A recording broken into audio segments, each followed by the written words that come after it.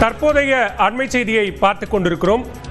நெல்லை கவின் ஆணவ கொலை வழக்கு சிபிசிஐடி போலீசாருக்கு மாற்றப்பட்டிருக்கிறது. சுதந்திரமான, நியாயமான, பாரபட்சமற்ற விசாரணையை உறுதி செய்ய வழக்கு விசாரணை சிபிசிஐடிக்கு மாற்றப்பட்டிருப்பதாக கூறப்பட்டிருக்கிறது. தொடர்பான கூடுதல் விவரங்களோடு இணைகிறார் செய்தியாளர் செல்வசூரியன். செல்வவிவரங்கள்.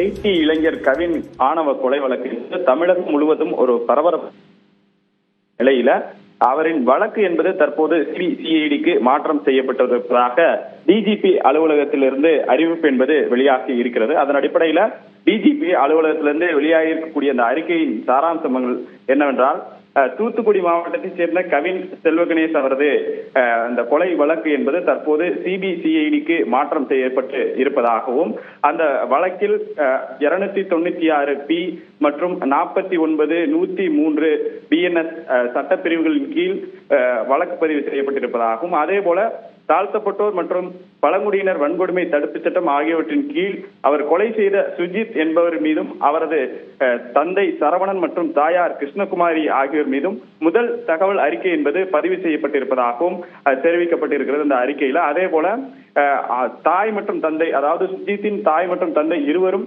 காவல் அதிகாரிகள் என்பதன் காரணமாக வெளிப்படையான நியாயமான ஒரு விசாரணைக்காக இந்த சிபிசிஐடிக்கு இந்த வழக்கு என்பது மாற்றம் செய்யப்பட்டிருப்பதாகவும் அறிக்கையில தெரிவிக்கப்பட்டிருக்கிறது. பாலவேல், நன்றி செல்வா.